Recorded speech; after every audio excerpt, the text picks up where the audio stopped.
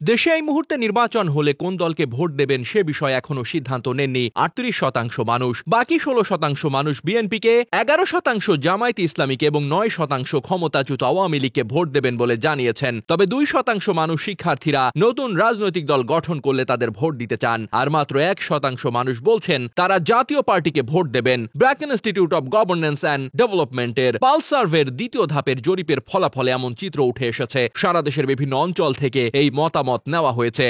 বৃহস্পতিবার সকালে রাজধানীর প্রেস ইনস্টিটিউট অব বাংলাদেশে এক অনুষ্ঠানে এই জরিপের ফলাফল প্রকাশ করা হয়। বিআইজিডির আয়োজনে অভ্যুত্থান পরবর্তী বাংলাদেশ মানুষ কি ভাবছে শীর্ষক এই অনুষ্ঠানে প্রতিষ্ঠানটির গবেষণা সহযোগী শেখ আরমান তামিম অনুষ্ঠানে জরিপের ফলাফল তুলে ধরেন। চলতি বছরের ১৫ থেকে ৩১ অক্টোবর পর্যন্ত এই জরিপ পরিচালনা করা হয়। জনমত জরিপে দেখা গেছে জুলাই অভ্যুত্থানের পর মানুষের প্রত্যাশা অনেক বেড়েছিল, তবে প্রত্যাশা অনুযায়ী অনেক কিছুই অপূর্ণ রয়েছে। ভবিষ্যৎ নিয়েও জনমনে উৎকণ্ঠা দেখা দিয়েছে। তবু উত্তরদাতা ৫৬% বিশ্বাস করেন বাংলাদেশ রাজনৈতিকভাবে সঠিক পথে অগ্রসর হচ্ছে। অন্যদিকে ৩৪% মনে করেন দেশ ভুল পথে যাচ্ছে। ২০২৪ সালের আগস্টে করা পালস সার্ভের প্রথম ধাপে পাওয়া ফলাফলের তুলনায় যা কমেছে। আগের সমীক্ষায় উত্তরদাতাদের ৭১% বাংলাদেশের রাজনৈতিক ভবিষ্যৎ সম্পর্কে আশাবাদ ব্যক্ত করেছিলেন। তখন দেশের ভবিষ্যৎ নিয়ে হতাশা প্রকাশ করেছিলেন ১২% মানুষ। এই জরিপে সারা দেশের বিভিন্ন অঞ্চলের ৪,১৫৮ জনের থেকে টেলিফোন সাক্ষাৎকারে মতামত গ্রহণ করা হয়েছে।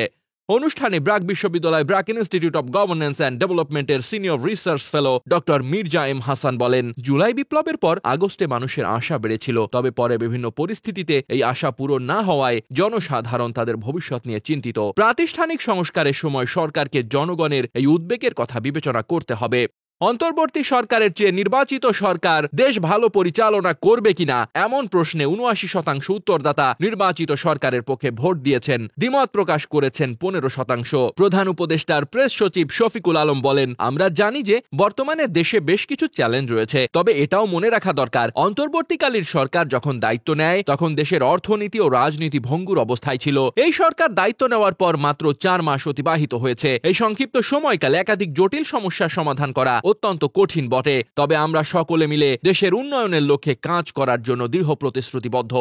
প্রেস ইনস্টিটিউট বাংলাদেশের মহাপরিচালক ফারুক ওয়াসিফ বলেন, অন্তর্বর্তীকালীন সরকারকে অনেক চ্যালেঞ্জ মোকাবেলা করতে হয়েছে এবং এখনো হচ্ছে। অভ্যুত্থানের পর জনগণের উচ্ছ্বাস তাদের প্রত্যাশাকেও অনেক বাড়িয়ে দিয়েছে, কিন্তু বাস্তবতার কারণে জনগণের সেই প্রত্যাশা পূরণ হয়নি। জনমনে এত প্রত্যাশা জন্মানোর পেছনে সরকারের বার্তার গুরুত্বপূর্ণ ভূমিকা রয়েছে এবং এই বার্তা পুনর্মূল্যায়ন করা অত্যন্ত জরুরি। অনুষ্ঠানে আরো বক্তব্য দেন অর্থনীতিবিদ ও জাহাঙ্গীরনগর বিশ্ববিদ্যালয়ের অধ্যাপক আনু মোহাম্মদ, বিআইজিডির নির্বাহী পরিচালক ইমরান মতিন, পিআইবির চেয়ারপারসন অধ্যাপক ফেরদৌস আজিম প্রমুখ।